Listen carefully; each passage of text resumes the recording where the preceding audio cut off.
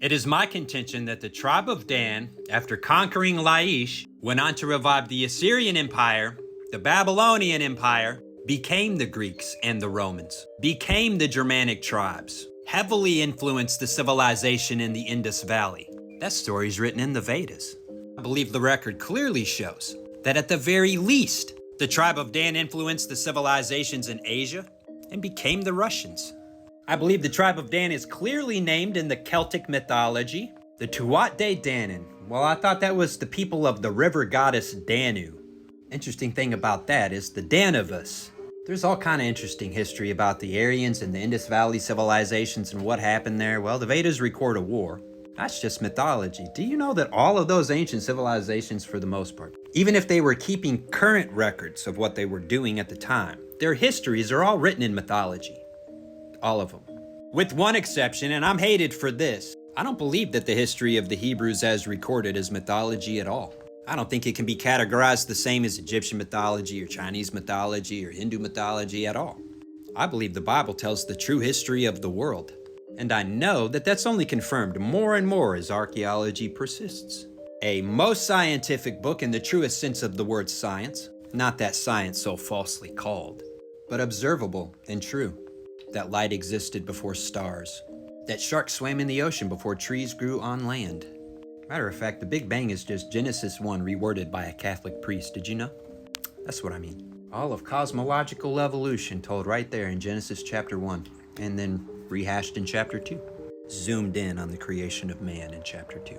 I know there's all kind of contention about stuff like talking snakes, and everybody's losing their mind about parrots on TikTok this week for some reason. And yet dragons are in everybody's mythology.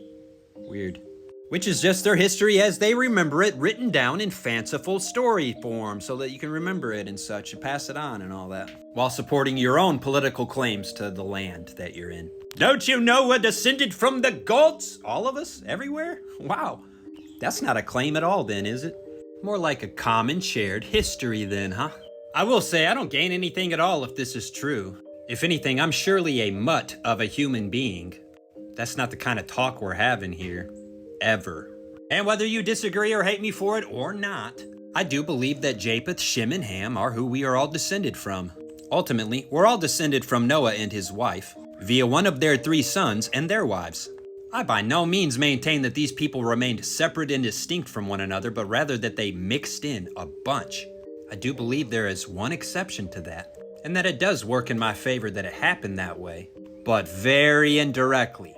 But the record shows by custom and practice. The Hebrews tended to marry among themselves by command of God.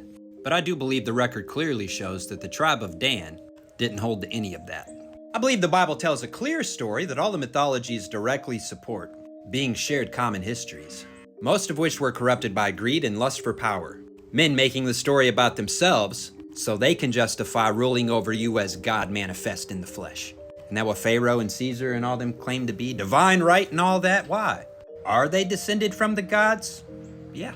You know, Richard Dawkins says atheists just believe in one less God than you do. Wait a second, Richard Dawkins. Maybe you should stick to biology, having no understanding of the source material, if you even know it at all. Oh, I believe in all the gods from all the mythologies. I believe these are all real in some very specific way.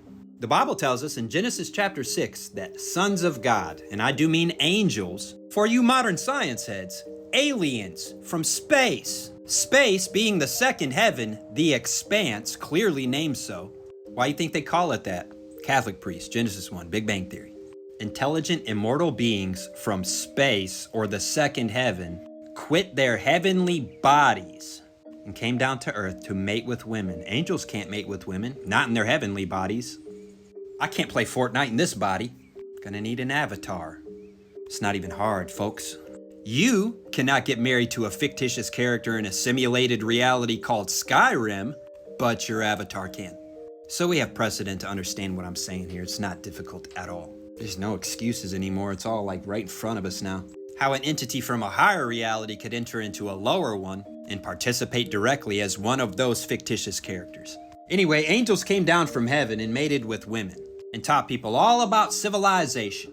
And the historical record confirms this, as it was supposed to be like Stone Age for 2 million years, and then all of a sudden, We're gonna start farming and having cities now. Writing laws and such, just out of the blue. Oh, okay. That didn't have something to do with some sort of celestial event or something? Y'all know how atoms work? Do you know what solar systems are? And what influences mankind upon the face of the earth here and where ideas come from? I guess not. Most people don't even care that social interactions among humans are very similar to chemical reactions among atoms. Any more than I care about brushing my hair, come on here and talk to y'all. Is it not enough that I have on shoes and a shirt? Well, flip-flops anyway. Angels came down and mated with women. Descended from the gods indeed. There is precedent for that story. But God flooded the earth. Those angels got bound in chains and thrown into hell.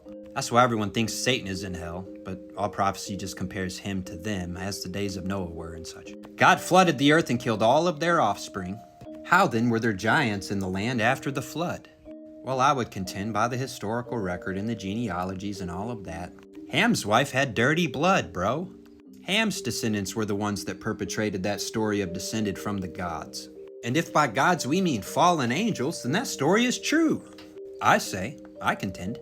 I suggest those angels heard tell of a story, and then tried to come down here and be Jesus themselves. I suggest after that the idea of being king is that same story, men trying to be Jesus on earth. Oh, by Jesus I mean God. And they ain't him, so it didn't work. They didn't even know the details of how to get that done at all. Interestingly enough, the 12 tribes of wandering Hebrews had no king until they begged God for one.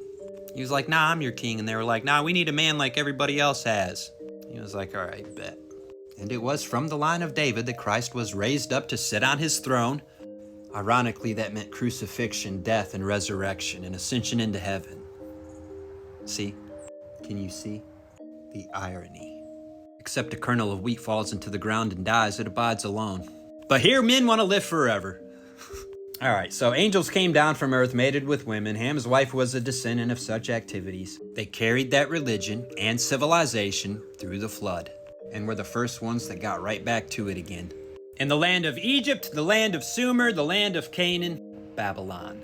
These earliest of empires in the historical record, which doesn't include the antediluvian world, being prehistory, except I do contend that it does, the written history does exist in the historical record. They just call it mythology.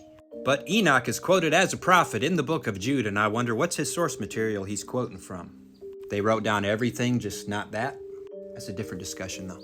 Ham's descendants restarted civilization right in this region here. Japheth's descendants spread out first to the far-flung places in the Isles and all that, the aboriginals, the natives. They were there first. Shem's descendants followed after them in waves, not in a singular mass migration event, but spread out over a vast period of time. I believe the Bible gives us two prophecies specifically about this world history. Japheth got blessed to dwell in the tents of Shem. I take that to mean genetics and bodies and culture, architecture, government, religion. Japheth dwelling in the tents of Shem. Is it not so? Has that not been exactly what has happened? Mostly. Is globalism inevitable? You might ask here. I suggest that by now, almost all of us, at some point in our ancestors' human history, are a mix between both the conquered and the conqueror. If you can show me that that is not the absolute case in the historical record, please do. I'd love to see that. I'm not in it that my ideas are right. I'm in it that I have the right ideas, if you can't tell by now. The conclusion of my whole paradigm is love your neighbors as yourself, and that includes your enemy, and overcome evil with good by not repaying any evil for evil. This is just how we got here, talk. That's all. I suggest that the tribe of Dan became a people from every nation, creed, and tongue, because Dan got a prophecy in Genesis 49. Dan shall judge his people as one of the tribes of Israel. Dan shall be a serpent by the way, an adder in the path, that bites the horse heels and makes the rider fall backwards. I have waited on thy salvation, O Lord. And prophesying about the Babylonian captivity. Jeremiah references the city of Dan. For behold, I will send serpents, cockatrices among you, which shall not be charmed, and they shall bite you, saith the Lord. Dan is the serpent and the judge in the story of history, a story which repeats that thing that was is that thing that shall be again. Now ask me why the Danes that came in and judged the Saxons, for instance, why do they have a G in blood in their DNA? Tracing their own descendancy from the mythical King Dan. This story continues to this day. It's happening right now and will happen. It's written in the stars, y'all. Just in case you thought I was making it all up, I'm not. Watch and see.